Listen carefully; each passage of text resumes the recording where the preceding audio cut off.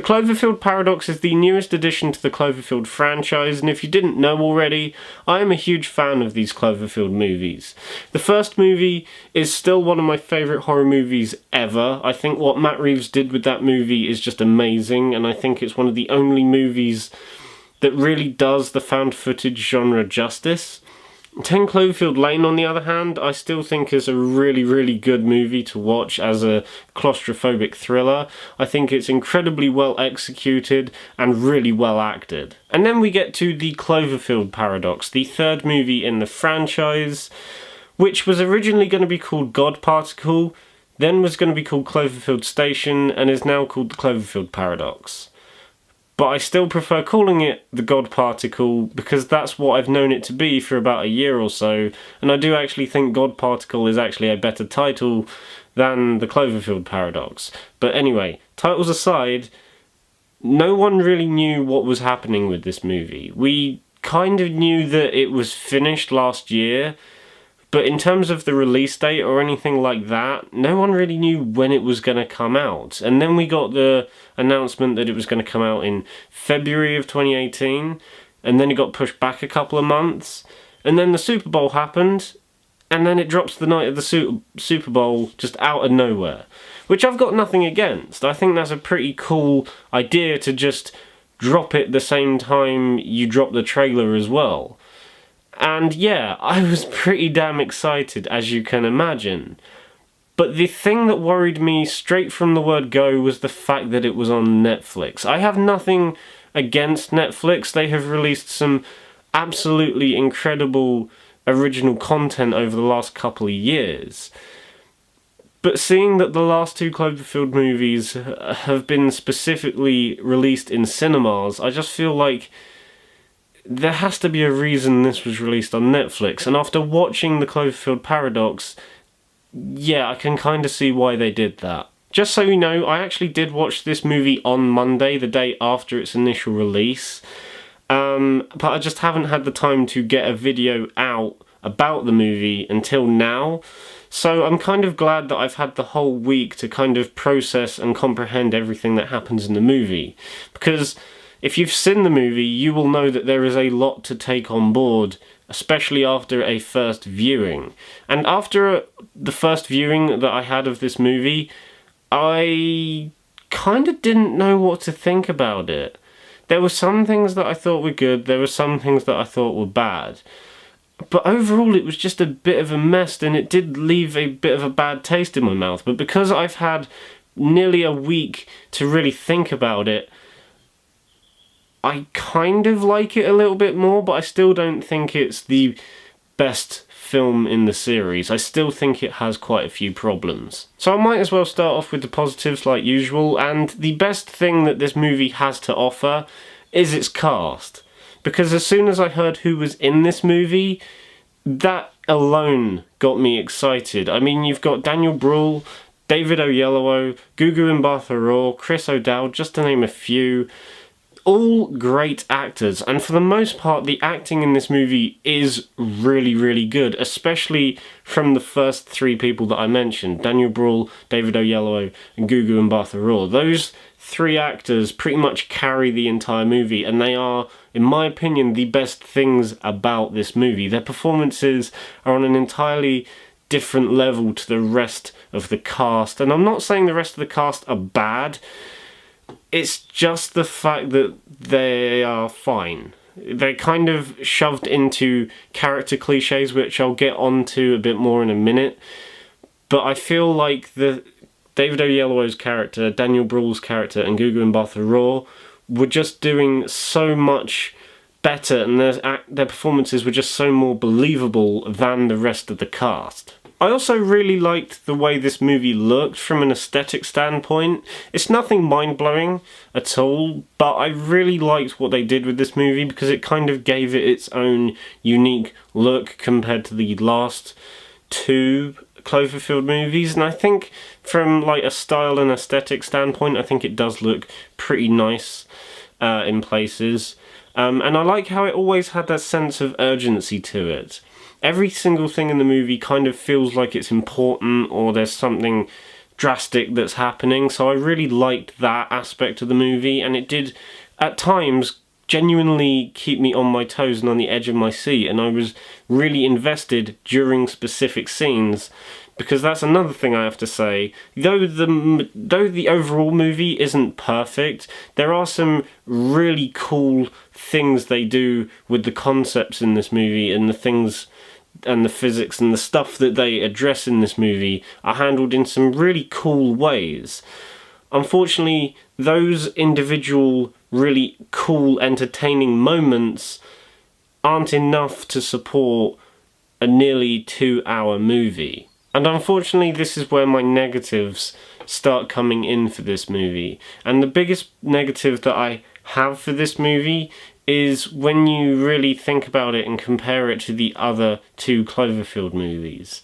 The first Cloverfield and 10 Cloverfield Lane work incredibly well as both standalone stories, and when you also think about them in context of the wider Cloverfield universe. The Cloverfield Paradox, on the other hand, kind of fails at both. It starts off as this kind of fun, campy horror thriller in space, similar to the movie Life that was released last year with Ryan Reynolds and Jake Gyllenhaal. And when it starts, you're like, okay, I'm on board for this. But then, as the movie progresses, you occasionally get these very forceful nods to stuff within the Cloverfield universe that kind of take you out of what it was originally setting up to do, which was a fun space horror thriller kind of thing. And the way it tries to balance those two things, it doesn't do it well, basically. 10 Cloverfield Lane was first and foremost a claustrophobic thriller with 3 characters, and that was it. It was only until the last 5 or so minutes that it actually connected to the Cloverfield universe, but it still made sense in terms of the rest of the movie. And the same kind of goes for Cloverfield. Even though it was the first movie, it worked as its own thing, which was a found footage horror monster movie. But then, obviously, the famous last shot of the movie happens, and then it kind of opens up this new, wider thing that you weren't really expecting. With the Cloverfield Paradox, it tries to balance both at the same time, but obviously can't do both at the same time. I think they should have just tried to be either a straight-up Cloverfield linking them all together movie, and then, you know, worry about the space horror thriller aspect second, or do it the other way around, where just focus on being a space horror thriller, and then focus on Cloverfield stuff, like the other movies did. It just tries to do both at the same time, and doesn't quite do it that well. Now, the best way I can describe this movie is the fact that it is ambiguous, but not ambiguous at the same time. And what I mean by that is that, like I said a minute ago, you have all these forceful references and nods to Cloverfield-related stuff. But they're just references. When you really think about it in the long run and try to connect it to the other Cloverfield movies on an initial first viewing, it's incredibly vague. It sets up all these ideas and concepts that I presume you're supposed to take on board and kind of make what you will of it. But it's just that initial first viewing, and especially in regards to the final shot of the movie, that will leave a lot of viewers conflicted and confused, like it did myself. Because as the ending was happening, I was like, okay, I know where this is going. This is all going to lead into the first Cloverfield movie, and this is all going to be a prequel. And then the final shot of the movie happens, and it kind of throws everything I just thought out the window, kind of making you having to think about it in a different way, which is what I suppose they were trying to go for. But just when you first see that, it's just like, oh, well, I don't know what to believe now. Luckily, because I've had about a good couple of days to really think about it, I do agree with the theories that this movie is the inciting incident and that it opens up an endless amount of possibilities within the Cloverfield universe. I won't get into specifics just in case you haven't seen the movie, but I do fully agree with that theory now that I've had time to really think about it.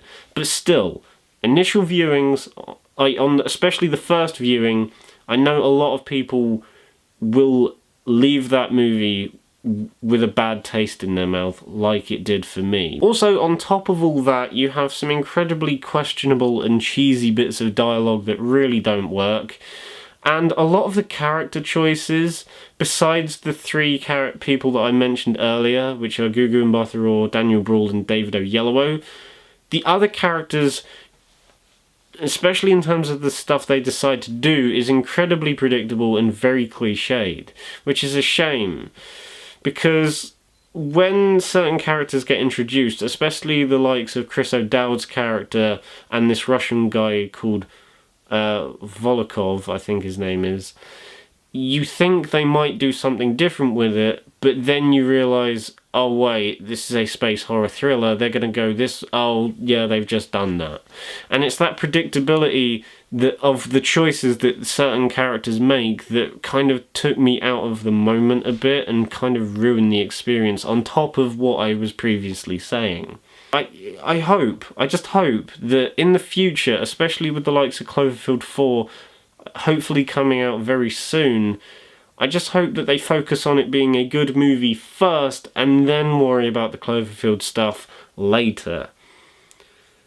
Either way, I'm going to give the Cloverfield Paradox a 6.5 out of 10, kind of bordering on a low 7, but I don't think I can go any higher than that because of the amount of problems this movie has. It was rather predictable, rather cliched in places, but like I said, it does have some genuinely enjoyable moments. I think the acting is fine, with some standouts in places, and I think aesthetically, the movie is spot on. I like the way this looks and the style and tone they were going for. I just think everything else kind of falls flat around it. So guys, that was my review for the Cloverfield Paradox. I hope you enjoyed it.